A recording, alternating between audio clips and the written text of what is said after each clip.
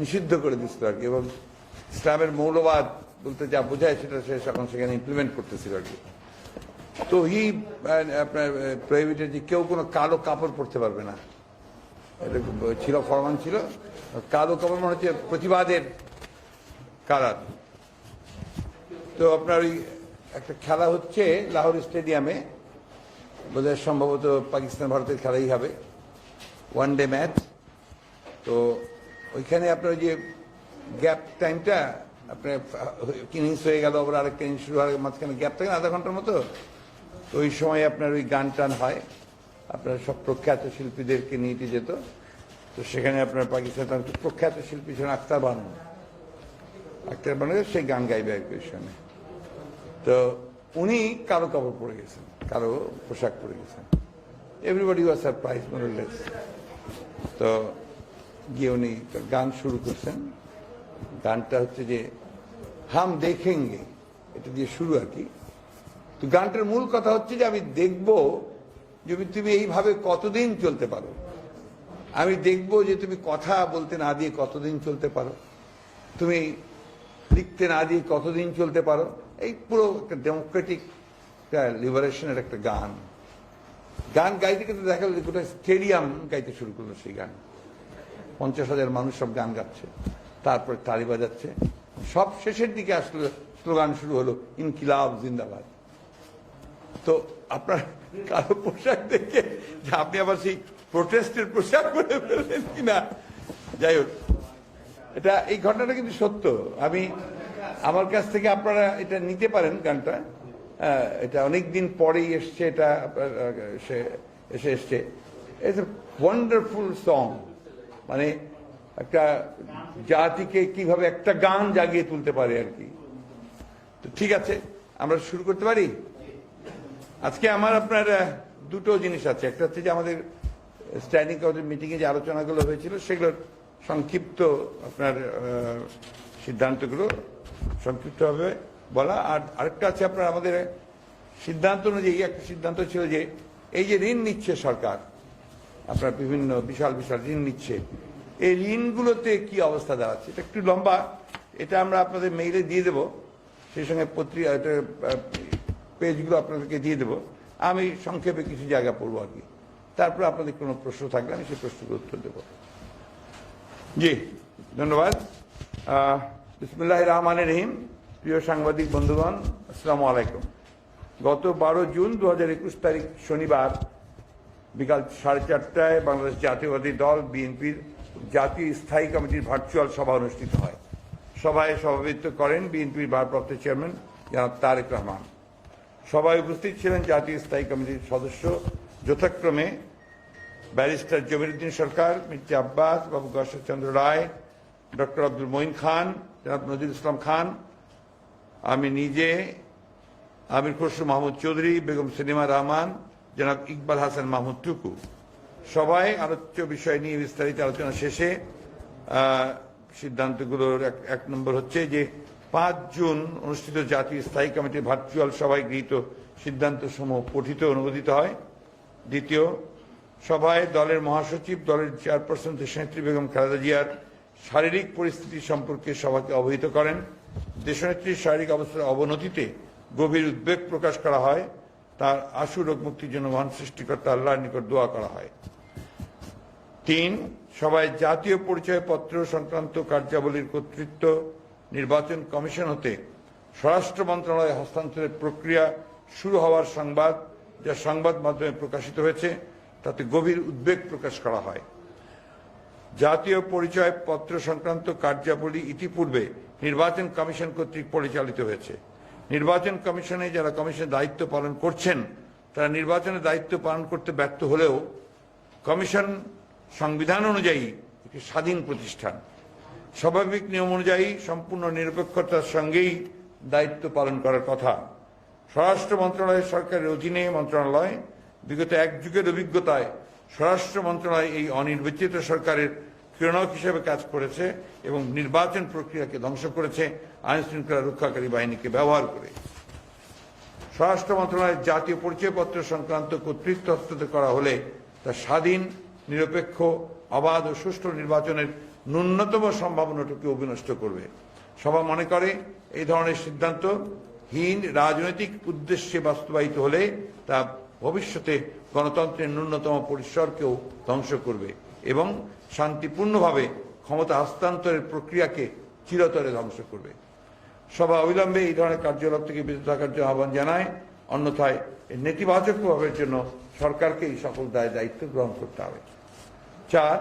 সম্প্রতি দেশের সীমান্তবর্তী জেলাগুলোতে ভারতীয় ডেল্টা ভেরিয়েন্ট করোনা ভাইরাস ভীতিকরভাবে সংক্রমিত হচ্ছে। ইতিমধ্যে প্রায় 12টি জেলায় এর সংক্রমণের হার শতকরা 50% ছাড়িয়ে গেছে। মৃত্যুর হারও বেড়েছে। ক্রমশ এই ভাইরাস সারা দেশে তৃতীয় ঢেউ সৃষ্টি করছে। জেলাগুলোতে পর্যাপ্ত টেস্ট এবং চিকিৎসার ব্যবস্থা না থাকায় পরিস্থিতি আরও জটিল আকার ধারণ করছে।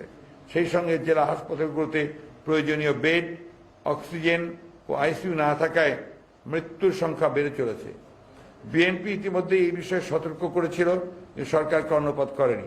স্বাস্থ্য মন্ত্রণালয় কোভিড-19 করোনা ভাইরাসের প্রাদুর্ভাবের শুরু থেকেই এই বিষয়গুলো নিয়ে সতর্ক করেছে, কিন্তু সরকারের দুর্নীতি, অযোগ্যতা, উদাসীনতা পরিস্থিতি নিয়ন্ত্রণের বাইরে নিয়ে যাচ্ছে।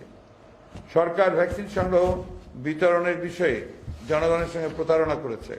চুক্তিকৃত ভ্যাকসিন সংগ্রহ করতে না পারা, বিকল্প উৎসের সন্ধান না করা, দীর্ঘমেয়াদী সমাধানের জন্য ভ্যাকসিন উৎপাদনের কোনো উদ্যোগ নিতে না পারা তাদের দুর্নীতি ও অযোগ্যতার জন্য সার্বিক ব্যর্থতায় পরিণত হয়েছে এবং সমগ্র জাতিকে আজ বিপন্ন করেছে। বারবার বলা সত্ত্বেও তারা জনগণের সামনে কোনো স্পষ্ট রোডম্যাপ প্রদান করতে পারেনি। অবিলম্বে স্বাস্থ্যমন্ত্রী পদত্যাগ ও মন্ত্রণালয় অধিদপ্তরের দুর্নীতিযুক্ত কর্মকর্তাদের অপসারণ ও তদন্ত সাপেক্ষে প্রয়োজনীয় ব্যবস্থা গ্রহণের দাবি জানাচ্ছে। সভা শেষে সদস্যবৃন্দকে ধন্যবাদ জানিয়ে সভাপতি সভা মুলতবি করেন। এটা ছিল আপনারা আমাদের মোটামুটি স্ট্যান্ডিং কমিটির সিদ্ধান্ত। এর মধ্যে কিছু সাংগঠনিক বিষয় ছিল যেগুলো এখানে আসার ঠিক প্রয়োজন নেই। এরপরে আমি আপনাদেরকে যে বিষয়টা, যে ঋণের ভারে আমরা যে আপনারা একেবারে গ্রাউন্ডেড হয়ে যাচ্ছি, লাগে টাকা দেবে গৌরী সেন নীতিতে চলছে সরকারের অর্থনৈতিক ভ্রান্ত নীতি। ঋণের ভারে রুজ দেশের সামগ্রিক অর্থনীতি। সাম্প্রতিক বছরগুলোতে আর্থিক বিশ্লেষকদের পর্যবেক্ষণে বাংলাদেশ সরকার লাগে টাকা দেবে গৌরী সেন নীতিতে চলছে। আগামী 20-21-22 অর্থ বছরের জন্য ঘোষিত প্রস্তাবিত বাজেটে অনুদান ছাড়া ঘাটতির পরিমাণ ধরা হচ্ছে 2,14,681 কোটি টাকা, যা জিডিপির 6.2%। আর অনুদান সহ সামগ্রিক ঘাটতি ধরা হচ্ছে 2,11,191 কোটি টাকা, জিডিপির 6.1%। আগামী অর্থ বছরে আভ্যন্তরীণ খাত থেকে ঋণ নেওয়ার লক্ষ্যমাত্রা ধরা হচ্ছে 1,13,453 কোটি টাকা। এই খাতের মধ্যে ব্যাংক ব্যবস্থা থেকে ঋণ নেওয়া হবে 76,452 কোটি টাকা। বাকি সঞ্চয়পত্র থেকে ঋণ নেওয়া হবে 32,000 কোটি টাকা। এছাড়া অন্যান্য খাত থেকে নেওয়া হবে 5,001 কোটি টাকা। নতুন বাজেটে বিদেশি উৎস থেকে ঋণ নেওয়ার জন্য লক্ষ্য নির্ধারণ করা হয়েছে 97,738 কোটি টাকা। মোট কথা, প্রতি বছর জুন মাস আসলে দেশের মানুষ কল্পিত এক স্বপ্নের ফানুষে আবৃত বাজেট, বিশাল সাইজের বাজেট দেখছে, আর নিজের অজান্তেই সদ্যজাত শিশুর মাথায় ঋণের বোঝা চাপাচ্ছে। একটি জাতীয় দৈনিকের প্রতিবেদন বিশ্লেষণ করলে দেখা যায় যে আজ যে শিশুটি জন্ম হয়েছে তার মাথায় ইতিমধ্যেই 84,770 টাকা ঋণের দায় চেপে গেছে। কারণ বর্তমানে দেশের প্রতিটি নাগরিকের মাথা পিছু অঙ্কের ঋণ রয়েছে, যা গত এক বছরের ব্যবধানে বেড়েছে প্রায় 9,663 টাকা। আগামী অর্থ বছরে তা আরও কমপক্ষে 13,060 টাকা বাড়বে। ফলে ওই সময়ে মাথা পিছু ঋণের স্থিতি দাঁড়াবে প্রায় 1 লাখ টাকার কিছু কম। এটাকে গুরুত্ব সহকারে আপনারা বিবেচনা করবেন বলে আমি আশা করি, কারণ it tells about the future of this nation. এর ভবিষ্যৎ, জাতির ভবিষ্যতের এই হচ্ছে চেহারা। পৃথিবীতে বহু দেশ আছে যারা কিন্তু এইভাবে প্রায় একেবারে ধ্বংসের শেষ সময় পৌঁছে গেছে। নাইজেরিয়া এত ওয়েল রিচ একটা কান্ট্রি, আপনারা এত প্রচুর তাদের তেল সম্পদ, এখন অত্যন্ত খারাপভাবে অর্থনৈতিক একটা অবস্থার মধ্যে তারা পড়েছে। আপনারা দেখবেন বাইরের বেশিরভাগ অয়েল রিচ কান্ট্রিগুলো তারা কিন্তু আস্তে আস্তে আপনার এখন নিচের দিকে নামছে, তাদের গ্রোথ সব কিছু নিচের দিকে নেমে যাচ্ছে। অন্যতম প্রধান কারণ হচ্ছে যে তারা এটা যে প্রোডাক্টিভ খাতে ব্যয় করার যে বিষয়টা সেটা তারা ওভারলুক করে গেছে। যারা করছিল তাদেরকে সরিয়ে দেওয়া হয়েছে পৃথিবী থেকে, তাদেরকে আবার পৃথিবীতে রাখাই হয়নি। যারা আপনার জনগণ এবং জনগণের উন্নয়নের জন্য ব্যবস্থা গ্রহণ, তাদেরকে কিন্তু মধ্যপ্রাচ্যের কথা বলছি আমি, তারা এটা করতে পারেনি। আফ্রিকাতে একই অবস্থা চলছে। তো বাংলাদেশে দেখা যাচ্ছে যে এটা এত বেশি ঋণ নির্ভর হয়ে পড়ছে অর্থনীতি, এবং এটা আপনার এখন অত্যন্ত একটা শেষ সীমায় এসে পৌঁছে যাচ্ছে। যাক, তারপরে আপনার অনেক লম্বা আছে, আমি সেই সমস্ত বিষয়গুলো পড়ব না। এখন এই ঋণগুলো কিভাবে আসছে আপনার, আমি সেই সম্পর্কে একটু কথা বলে নিই। দেশের অর্থনীতি গত এক যুগ যাবৎ সরকারের ভ্রান্ত অর্থনৈতিক নীতির বাস্তবায়ন চলছে, যার প্রভাবে এক ধরনের মন্দাভাব চলছে। উৎপাদন খাত স্রোত হয়ে পড়েছে, ফলে রাজস্ব আয় কাঙ্ক্ষিত লক্ষ্য অর্জন করতে পারছে না। ভ্যাট, শুল্ক, আয়কর সব ক্ষেত্রেই আদায় কম। আয় কমে যাওয়ায় স্বাভাবিকভাবেই খরচ মেটাতে হিমশিম খাচ্ছে সরকার। একগুচ্ছ বৃহৎ মেগা প্রকল্প আছে, দৈনন্দিন খরচ বছরের পর বছর ধরে প্রকল্পের মেয়াদ বৃদ্ধি করে ব্যয় অযৌক্তিকভাবে বাড়াচ্ছে সরকার। সব মিলিয়ে ব্যয় বেড়ে চলেছে। আপনারা তো এমনিতেই সারা দেশে ঘোরাঘুরি করেন, দেখেন। একটা জিনিস লক্ষ্য করেছেন কিনা আমি জানি না, যে প্রত্যেকটা স্কুলে খুব বড় বড় গেট তৈরি করা হয়েছে, এবং এর জন্য গভর্নমেন্ট থেকে ফান্ডটা দিয়েছে। নট দ্যাট যে ওই স্কুলগুলো তাদের নিজেদের ফান্ড থেকে তৈরি করেছে, না, এটা পুরো ফান্ড দেওয়া হয়েছে যে তোমরা গেটটা তৈরি করো। অনেক বড় বড় গেট, সেই গেটগুলো তৈরি করার জন্য, এবং এটা একটা বিশাল অ্যামাউন্ট ব্যয় করা হয়েছে শুধু গেট তৈরি করার জন্য। আমি যে কারণে আপনার আমার চোখে পড়েছে জিনিসটা, সেটা হচ্ছে যে ওটা কোনো প্রায়োরিটি না। ওই টাকা দিয়ে যদি দুটো আপনার ক্লাস ঘর করে দেওয়া যেত স্কুলে, তাহলে বাচ্চারা ভালোভাবে পড়তে পারত। গেট তৈরি করা হচ্ছে, মোস্ট আনপ্রোডাক্টিভ একটা খাতে আপনার ব্যয় করা হচ্ছে। গতকালই আপনাদের টিভিতেই দেখলাম আমি যে আপনার এই যে স্থানীয় সরকারের যে মন্ত্রণালয়, সেই মন্ত্রণালয়ের সেক্রেটারির ভেতরেই তার যে মানে আপনি লিফটে উঠলেন, উঠে যে ঢুকতে যাওয়ার মুখে মন্ত্রণালয় ঢুকবেন, তখন তো আগে আপনার এমনিতেই কাজ করা, মানে সিমেন্টের কাজ করা, পেইন্ট করা যেটা থাকে সাধারণত, ওখানে আপনার দেখলাম কাঠের আপনার সমস্ত কাজ করা, এগুলো আপনার ওখানে দেওয়া হয়েছে, পুরো ওয়ালটাকে সেভাবে দেওয়া হয়েছে। আমি এই কথা খুব ছোট্ট জিনিস হতো, কিন্তু এগুলো আপনার ভেরি ইম্পর্টেন্ট থিংস। যে এই আনপ্রোডাক্টিভ ব্যয়টা কেন? চতুর্দিকে তাকিয়ে দেখুন, প্রত্যেক খাতে প্রত্যেক জায়গায় আনপ্রোডাক্টিভ ব্যয় এত বেশি বেড়ে গেছে যে যেটার মূল্য দিতে হচ্ছে জনগণকে, তাদের ট্যাক্সের টাকা দিয়ে। আপনি পদ্মা সেতু করছেন, ঠিক আছে, আপনি রাস্তা তৈরি করছেন, ঠিক আছে, কিন্তু যেই জায়গাটা দরকার নেই সেটা করতে গিয়ে যে টাকাটা ব্যয় করছেন, এটা কেন? আপনি দেখুন যে দুর্নীতি কোন মাত্রায় গেছে। দুর্নীতি একই সঙ্গে বলি যে আজকে আপনাদের কোন পত্রিকা আছে হেডলাইন বড় করে যে পাবনার মতো একটা জেলা শহরে একটা কোম্পানির কাছ থেকে 1.5 কোটি টাকা ঘুষ চাওয়া হয়েছে ভ্যাটের জন্য। এবং আমরা আসলে যে নীরবে কান্না, ব্যবসায়ীদের কিন্তু একটা নীরব কান্না আছে যে অত্যাচার, নির্যাতন। আমার একজন পরিচিত ব্যবসায়ী, তার আপনার কাছে 50 লক্ষ টাকা ঘুষ চাওয়া হয়েছিল ইনকাম ডিপার্টমেন্ট থেকে। তো সেই বলছে যে এত টাকা আমি কোত্থেকে দেবো, এটা দিতে পারবো না। তারা ওটাকে আপনার করেছে প্রায় 11 কোটি টাকার একটা ইনকাম ট্যাক্স থেকে ধরে দিয়েছে। যেহেতু সে 50 লক্ষ টাকা ঘুষ দিতে পারে নাই, তাকে আপনার 11 কোটি টাকার একটা ইনকাম ট্যাক্স ধরে দিয়েছে। তো সেই যাই হোক, তার কিছু কিছু লোকজন আছে, জানাশোনা আছে, যে আপনার আপিল টাপিল করে শেষের মতো সেটাকে কমিয়ে নিয়ে এসছে প্রায় 1 কোটি টাকাতে। 11 কোটি আর 1 কোটি, এটা কিন্তু একজনের কথা বললাম আমি, just one person. This is happening everywhere, every খাত। আপনার ফর এনিথিং ইউ গো, আগে ধরেন সাধারণত আমরা জানতাম যে আপনার ওই যে আছে কোর্টে গেলে কিছু পয়সা করে দিতেই হয়, এটা আপনার অলিখিত নিয়ম ব্রিটিশ পিরিয়ড থেকে চলে আসছে। অফিস আদালতে খরচ বলা হয়, এটা খরচ। এই খরচ এখন বোধহয় 20 গুণ বেড়ে গেছে। এখন এই খরচের পরিমাণ 20 গুণ বেড়ে গেছে। আর আমাদেরই এই একজন ভদ্রলোক, অত্যন্ত দায়িত্বশীল মানুষ, তিনি বললেন রিসেন্টলি তার এই যে আপনার রিমান্ডে নিয়ে যায়, রিমান্ডে নিয়ে গেলে প্রতিদিন খরচ হয় 3 লক্ষ টাকা, যাতে তার অত্যাচার না করা হয়। রিসেন্টলি বলছি আমি, এন্ড দিস আর ফ্যাক্টস। আপনি এটা এতটুকু বাড়িয়ে বলছি না আমরা, এগুলো আপনার আজকে এমন একটা জায়গায় চলে গেছে যে এখন আপনার এটা সবকিছুর বাইরে চলে যাচ্ছে আর কি। যাই হোক, ওয়ার্ল্ড ইকোনমিক আউটলুকের প্রতিবেদনে 2019 অনুযায়ী 2015-19 সময়কালে বাংলাদেশের কর জিডিপি অনুপাত ছিল 9.9। আমি একটু আপনার স্কিপ করে যাচ্ছি, 9.9%। একই সময় ভারতে তা হয় 19.8%, নেপালে 23.9%, পাকিস্তানে 14.7%, শ্রীলঙ্কায় 13.5%। একটি দেশের অর্থনৈতিক সম্পদকে সরকার কতটা ভালোভাবে নিয়ন্ত্রণ করে তা কর জিডিপি অনুপাতের মাধ্যমে চিহ্নিত করা হয়। সরকারি সূত্রে 2020-21 অর্থ বছরে কর জিডিপি অনুপাত 11.9 হওয়ার পূর্বাভাস দেওয়া হয়েছে, যা 2019-20 সালের রেকর্ডে 12.4-এর চেয়েও কম।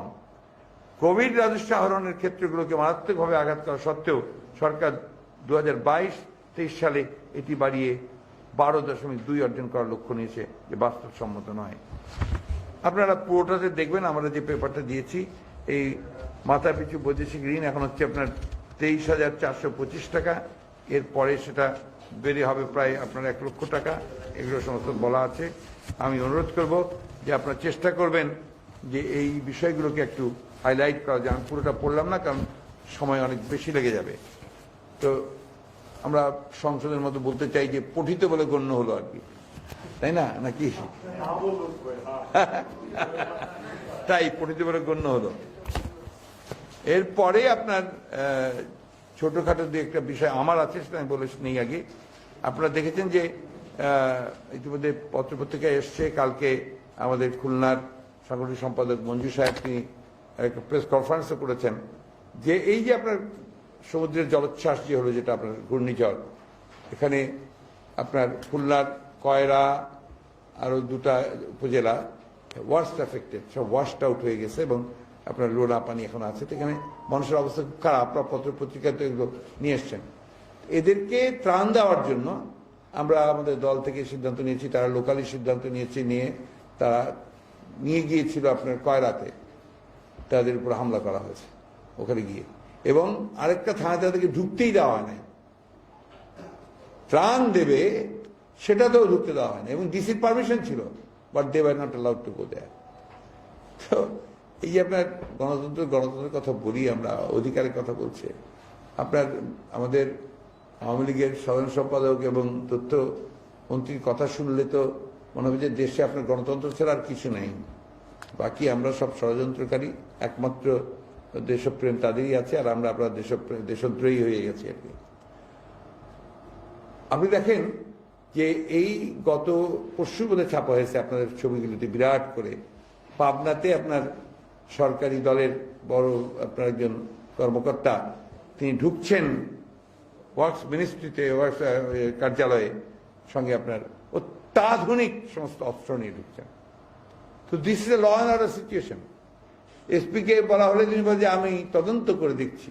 এখন পর্যন্ত আমরা খবর পাইনি যে কাউকে গ্রেফতার করা হয়েছে বা কারো আর্মস সিজ করা হয়েছে। তো এটাকে আপনারা কি বলবেন? মধ্যযুগীয় মানে একটা বর্বরতার চাইতেও তো খারাপ ধরনের সরকার চালাচ্ছে এরা। মানুষের কোনো অধিকার নেই, কেউ কোনো কথা বলতে পারবে না, কেউ কোনো লিখতে পারবে না, এই একটা অবস্থার মধ্যে এখানে চলে এসছে, কথা বলাই যাবে না। আর কালকে বলেছেন আমাদের বিচক্ষণ সাধারণ সম্পাদক আওয়ামী লীগের, যে বিএনপি শিকড় থেকে বিচ্ছিন্ন হয়ে গেছে। বাংলাদেশের প্রতিটি মানুষ দেখতে পাচ্ছে যে শিকড় থেকে বিচ্ছিন্ন হয়েছে কে। আমি বারবার যে কথাটা বলি, আপনার বলছিও যে আওয়ামী লীগের ক্রাইসিসটা কোথায়? আওয়ামী লীগের ক্রাইসিসটা যে আওয়ামী লীগ তো পলিটিক্যালি ব্যাংক্রাফ্ট হয়ে গেছে, তারা দেউলিয়া হয়ে গেছে, তাদের কাছে কোনো রাজনীতি নাই। এই জন্য তাদেরকে কখনো ম্যাডামের জন্মদিন, কখনো অমুক ইস্যু, তখন তমুক ইস্যু, এইসব নিয়ে তাদেরকে কাজ করতে হয়। কারণ এগুলো তো রাজনীতি না, রাজনীতি হচ্ছে এখন যে ক্রাইসিস আছে সেটা সম্পর্কে বলেন। এখন বলেন যে নির্বাচন কিভাবে সুষ্ঠু হতে পারে সেই কথা বলেন, যে আমরা আগামী দিনে এইভাবে নির্বাচনটাকে সুষ্ঠু করতে চাই। এখন বলেন যে আপনার আগামী দিনে জুডিশিয়ারি কিভাবে ঠিকভাবে চলবে সেই কথাগুলো বলেন, সামনে নিয়ে আসেন, মানুষকে সেই স্বপ্নগুলো দেখান। মানুষকে সারাক্ষণ একটাই স্বপ্ন দেখান যে আপনার কি, আপনার পদ্মা সেতু হচ্ছে, অমুক সেতু হচ্ছে। আরে আমার অস্তিত্ব টিকছে না, আমার গণতান্ত্রিক অস্তিত্ব টিকছে না, আমার বাঁচার অধিকার থাকছে না, আমার প্রতিবাদ করার কোনো রক্ষা না ব্যাপার নাই, আমার কোনো অ্যাকাউন্টেবিলিটি নাই কোথাও কারো সরকারি কর্মকর্তাদের। সেই সমাজে, সেই রাষ্ট্রে আমি কি করে বাঁচবো সেটা বলেন। কারণ ওইখানে তো আপনারা যেতে পারেন না, কারণ ওদেরকে আপনারা ব্যবহার করছেন, ওদেরকে ব্যবহার করতে বেআইনিভাবে, অবৈধভাবে ক্ষমতা দখল করে বসে আছেন। আপনারা বহু আগেই আপনারা জনগণ থেকে বিচ্ছিন্ন হয়ে গেছেন, কারণ আপনাদের এখন আর দেওয়ার মতো রাজনীতি কিছু নাই। What is your politics in fact? আপনারা কি করছেন এই দেশে? আপনারা বলছেন যে, অনেকে বলেছেন কথাটা, যে উন্নয়ন আগে তারপরে গণতন্ত্র। তা যদি হয় সেটাই বলেন না কেন, যে গণতন্ত্র এখন আমাদের সাবসিডি, পরিষ্কার বলেন।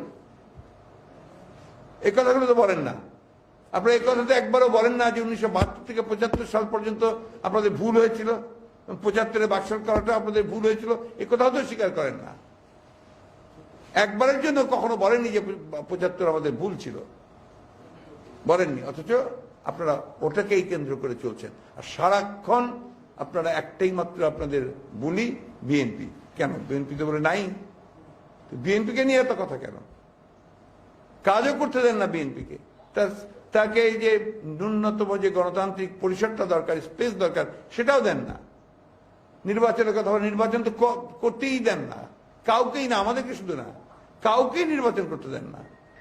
এমনকি আপনার যে চরমনাই পীর সাহেব, তিনিও তো বললেন যে কোনো নির্বাচন হয় না দেশের। আপনার কোন নির্বাচন এখন এটা তো করছেই না, সিপিবিটি বিরোধী নির্বাচন করছি না। স্থানীয় সরকার নির্বাচন, যেটা আমরা অংশ নিচ্ছিলাম, সেই নির্বাচনও আপনারা এমনভাবে ধ্বংস করে দিয়েছেন, যেখানে আমাদেরকে বাধ্য হয়ে সিদ্ধান্ত নিতে হয়েছে যে আমরা সেই নির্বাচনে আর যাব না। এটা আমরা এখন পর্যন্ত তাই সিদ্ধান্ত নিয়েছি। পরবর্তীকালে কি আসে না সেটা আমরা দেখব, কিন্তু আমরা বাধ্য হয়েছি এই সিদ্ধান্তগুলোতে। আজকে আপনারা বলছেন যে বিএনপি আসে নাই, সেই জন্য আপনার আওয়ামী লীগে নাকি আপনার এত ক্যান্ডিডেটস। তার অর্থটা কি? তার অর্থ হচ্ছে যে আসলে দেশে কোনো রাজনীতি নাই। দেশে রাজনীতি থাকতো তাহলে তো বিএনপি অবশ্যই আসবে, কেন আসবে না? পরিসরটা দিলে কেন আসবে না? নির্বাচনের ন্যূনতম বিষয়গুলি আপনার মেনে চলেন, কেন আসবে না? আপনাদেরকে কেন আপনার গায়েবী মামলা করতে হয়? কেন করেন? কারণ আপনি জানেন যে নির্বাচন যদি হয় আপনারা থাকতে পারবেন না, এই জন্য গায়েবী মামলা করেন। নিজেরা আপনার একটা কাপড় দিয়ে ঘেরা অফিস তৈরি করে পুড়িয়ে দিয়ে বলেন যে বিএনপি পুড়িয়েছে, মামলা দিয়ে দেন 1000, 2000, 3000, 4000 করে, বাস চলতে থাকে। তো এই অবস্থার একটা প্রেক্ষিতে পড়ে আপনারা আবার বলেন যে বিএনপির শেকড় নেই। বিএনপির শেকড় আছে বলে বিএনপি টিকে আছে। বিএনপি সার্ভাইভিং, এত অত্যাচার নির্যাতনের পরেও বিএনপি টিকে আছে, মাথা উঁচু করে দাঁড়িয়ে আছে, only because of one reason, যে it has a deep rooted root, অনেক গভীরে চলে গেছে বিএনপি এই দেশের মানুষের মধ্যে, সেখানে বিএনপি টিকে আছে। এই আর কি আমার কথা। আপনাদের কিছু থাকলে আপনারা জিজ্ঞেস করতে পারেন। ম্যাডামের শরীরে আমি সেদিনও বলেছি আপনাদেরকে যে ম্যাডামের কতগুলো কমপ্লিকেশন অ্যারাইজ করেছে, যেটা আপনার আমি বলেছি আপনাদের যে তার যতটুকু আমি তো চিকিৎসক নই, চিকিৎসকদের কাছ থেকে যেটা শুনি যে তার আপনার হার্টের সমস্যা আছে, যেটাতে আপনার তার ওটা সেই সমস্যাটা না গেলে তার যে আপনার লাংসে যে মাঝে মাঝে পানি এসে যায়, এটা বন্ধ হবে না। এরপরে যেটা তারা মনে করছে যে তার kidney is not functioning properly, এবং তার লিভারও ঠিকভাবে কাজ করছে না, যে কারণে আপনার জ্বর চলে গেলে আবার আপনার হচ্ছে তার জ্বর আসছে বিভিন্নভাবে। আবারও গতকাল তার জ্বর এসেছিল, আপনারা জানেন, পত্রিকার লিখেছে অনেকেই জ্বর এসছে। আমরা ডক্টররা চেষ্টা করছেন, আমরা তাদের প্রতি অত্যন্ত কৃতজ্ঞ যে তারা দে আর ডুইং দেয়ার বেস্ট। আমাদের ম্যাডাম নিজে এবং আমরা সবাই, তার পরিবারের সদস্যরা, আমরা আমাদের যে চিকিৎসক যারা ম্যাডামের চিকিৎসা করছেন তাদের প্রতি অত্যন্ত কৃতজ্ঞ যে তারা তাদের সর্বস্ব দিয়ে চেষ্টা করছে, তারা করছেন। কিন্তু এখানে যেটা বারবার করে তারা বলেছেন, এখনো বলছেন, একই কথা বলছেন যে আমাদের হাসপাতালগুলো পুরোপুরি ইকুইপ না, যেটা আপনার মাল্টি ডিসিপ্লিনারি যে ডিজিজেসগুলো, অর্থাৎ অনেকগুলো অসুখ নিয়ে যেটা একটা চিকিৎসা, এটা এখানে আপনার খুব বেশি রকমের এই ধরনের আপনার সুযোগগুলো কম, তার বিভিন্ন পরীক্ষা নিরীক্ষা টেকনোলজি এগুলো আপনার একটু কম, সেই কারণে তারা বারবার করে কথা বলছেন যে দি issue should be treated in advance centre, একটা অ্যাডভান্স সেন্টারে তার ট্রিটমেন্ট হওয়া উচিত, এই আর কি।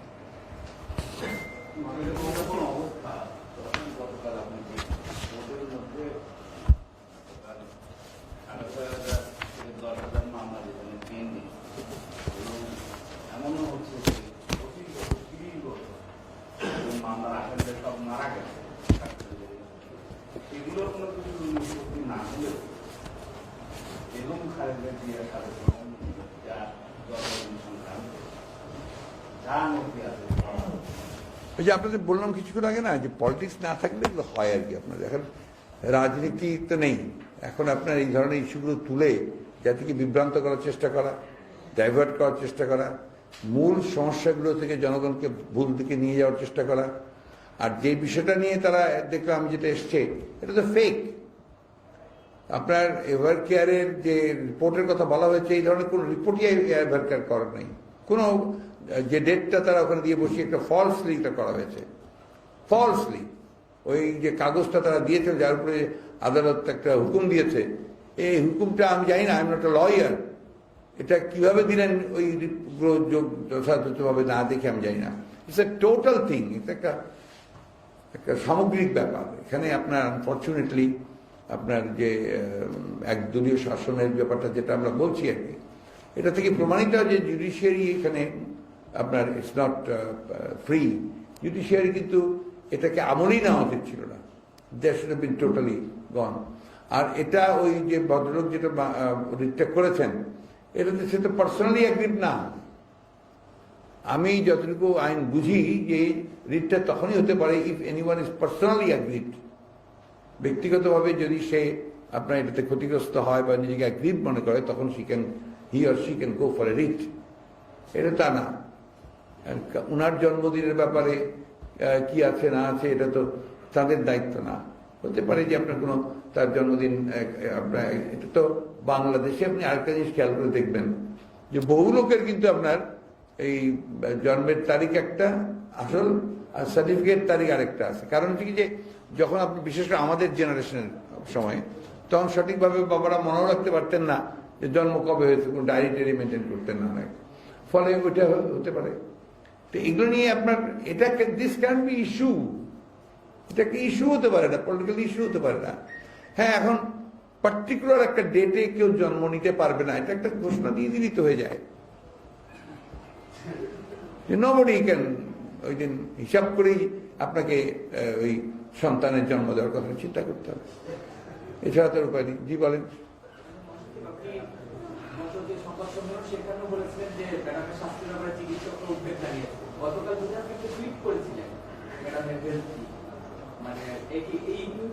আমি আপনাকে বলি, আমার এই টুইট, ফেসবুক, এগুলো রহস্য নিয়ে আমি নিজেই আপনার খুবই উদ্বিগ্ন। আমি এর আগে অনেকবার করেছি, আপনাদেরকে বলেছি যে আসলে ভেরি আনফর্চুনেট যে আমি ফেসবুকে বারবার চিঠি দেওয়ার পরে উকিলের নোটিশ দিয়েছি, তারপরে দেখি যে আমার নামে আপনার বিভিন্ন রকম অ্যাকাউন্ট খোলা আছে এবং কত। এটা আমরা যতদূর জানি যে যখন সার্ভেলেন্সের এই সমস্ত মিডিয়ার মধ্যে যখন গোয়েন্দারা ঢোকে, তখন তারা বিভিন্ন রকম তৈরি করে, এটা শোনা কথা, কারণ সেগুলো হচ্ছে। আমি তো নিজে, আপনি বলছেন টুইটার, আমি তো টুইটার দেখিও নি। সো এখন আমাকে, আমি কোথায় যাব আমরা বলেন? ওটা তো আপনার হচ্ছে একটা ইসের, আমি বলি আপনাকে, আমাদের যে বিএনআরসির যেটা টুইট, ওটা পার্টির টুইট, এইটা আমি জানি না ভাই। আমার ফেসবুক অ্যাকাউন্টের সঠিক নয়।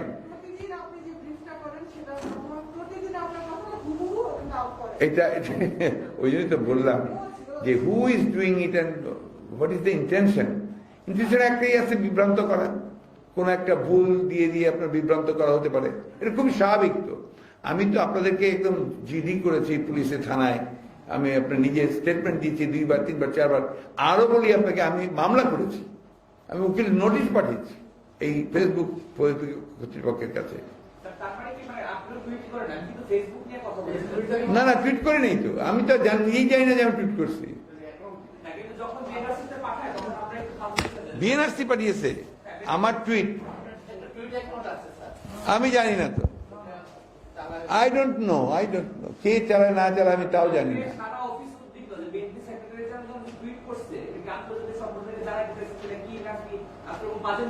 না না না আমি জানি না এটা, I don't know about it. এটা কি বলবো বলেন, এখানে রাজনীতি করাও তো ডিফিকাল্ট হয়ে গেছে। না এটা আমি একটু ইনকোয়ারি করে দেখি, যদি আপনার সেখানে আমার অফিসিয়াল থেকে যায় আই মাস্ট চেক ইট, দেখবো আমি যে কিভাবে যায়। আমি তো টুইট করিনি, আমি টুইট করলে আমি জানবো না, এটা হতে পারে না, তাই না? যে কারণে আমরা কিন্তু আপনার করি না। অনেকেই আমাদেরকে বলে যে আপনার আধুনিক যুগে রাজনীতি করছেন, আপনার ফেসবুক অ্যাকাউন্ট থাকবে না, আপনার একটা টুইট অ্যাকাউন্ট থাকবে না। কিভাবে রাখবো, কে কখন ওটাকে কিভাবে ব্যবহার করবে আই ডোন্ট নো। মারাত্মক ব্যাপার তো, একটা মানুষের চরিত্র হনন করা, তাকে আপনার ক্ষতিগ্রস্ত করার জন্য এর চেয়ে বড় হাতিয়ার তো আর কিছু নাই। এই জন্য আই টোটালি ডিসওন ইট। আমি না জেনে যদি আমার নামে কেউ টুইট করে, তাকে তো আমাকে বার করতে হবে আপনার তদন্ত করে। আমি চেষ্টা করছি সেটা, এগুলো আমি চেষ্টা করছি। আমি দেখবো আপনার যেটা বলেন বিএনআরসি কে দেখা গেছে, সেটাও আমি দেখবো যে বিএনআরসি যদি দিয়ে থাকে without my knowledge, I will take action against it. ঠিক আছে জি প্লিজ। না বলেছি তো, এখন তো আমরা ভাই সমস্যা আমাদের কোথায়? সমস্যা হচ্ছে যে আমরা তো ম্যাডামকে কোনো অনুমতি দেওয়া হয়নি বাইরে যাওয়ার, তো সেখানটা আমরা আটকে গেছি। দেখি আমরা আপনার এটা নিয়ে আপনার আলোচনা করছি, চিন্তা করছি কি করা যেতে পারে। We are trying to find out opinions.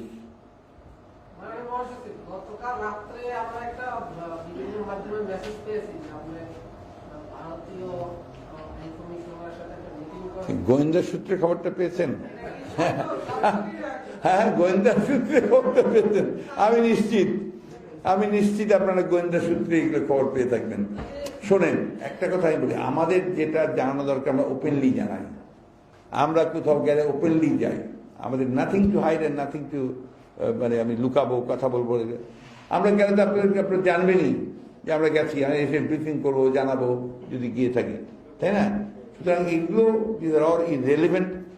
দুর্ভাগ্য আমাদের যে আমরা এমন একটা রাষ্ট্রে বাস করছি এখন, এটা বুঝছেন, কোনটা সঠিক কোনটা বেঠিক এগুলো বোঝারই কোনো উপায় নেই, জানানোর উপায় নেই। আমরা তো আমাদের সেই নিজস্ব ধারণা, এথিক্স, ভ্যালুজ নিয়ে আমরা চলি। সব তো উল্টে গেছে, পাল্টে গেছে একেবারে।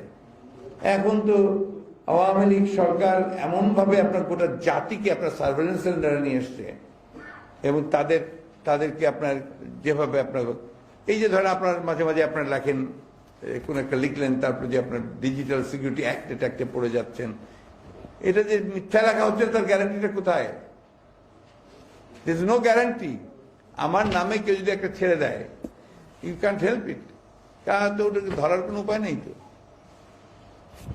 তাই না? এই জিনিসগুলো হচ্ছে সমস্যা আর কি। এখন আপনারা জানতে পারবেন, আপনারাই আপনাদের পত্রিকাগুলো থেকে রিপোর্ট করছে ম্যাডামের আপনার এবার কেয়ারের যে রিপোর্ট, আপনাদের পত্রিকাতেই এসছে এটা, বাট দ্যাটস নট ট্রু। আপনারা চেক করতে পারেন এবার কেয়ারে গিয়ে, এরকম কোন ব্যাপারই নেই। এটা দেখেন, এটা আপনাদের চেক করা উচিত ছিল। বেশি চেক করতে গেলে রোজিনার মতো অবস্থা হবে। আরে ল্যাবেটে গিয়ে দেখেন যে ল্যাবেটের কিনা, দেখেননি আপনারা তো, কেউ তো পান নাই তো, তাহলে ওইটা তো লিখলেন না যেটা আমরা চেক করেছি, এটা ঠিক, এটা লিখলে লেখা উচিত ছিল দিস নট ট্রু। এবং আমি তো জানি কোথা থেকে বলা হয়েছে এটা লেখার জন্য, সেটাও তো আমি জানি। এটা বাংলাদেশ তো, আমিও তো খবর পেয়ে যাবো যে কোথায় বলা হচ্ছে যে এটা কোত্থেকে দিয়ে বলতেছে এটা ছাপো। আমরাও তো খবর পাই, আমরাও তো আপনার ভেতরের খবরটা সবাই জানি মোটামুটি, আপনারা জানেন আমরাও জানি।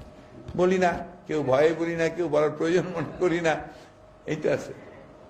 It's a totally it's a state, যে স্টেট এখন পুরোপুরি ভাবে আপনার পুলিশ স্টেট হয়ে গেছে। এখানে আর কোনো ডিপ স্টেট, এখানে মানুষের সেই স্বাধীনতা, মানুষের সেই আপনার যেটাকে আমরা বলি যে হিউম্যান রাইটস, তার কনস্টিটিউশনাল রাইটস, এগুলোর কোনো কিছুর মূল্য নেই এখন। এখন ওই পুলিশ কনস্টেবল কথাটাই ঠিক। এখন আপনার দেশের রাজা হচ্ছে পুলিশ, মানুষের কি মাছের রাজা হচ্ছে আপনার ইলিশ, আর দেশের রাজা হচ্ছে পুলিশ। থ্যাংক ইউ, অনেক ধন্যবাদ। এই চাটার ব্যবস্থা করছে আপনাদের, তো আজকে ভাগ্য আবার ভালোই প্রসন্ন বলতে হয় যে আপনাদের কোনো প্রশ্ন ছিল না আর কি। Thank you. আমি দেখলাম যে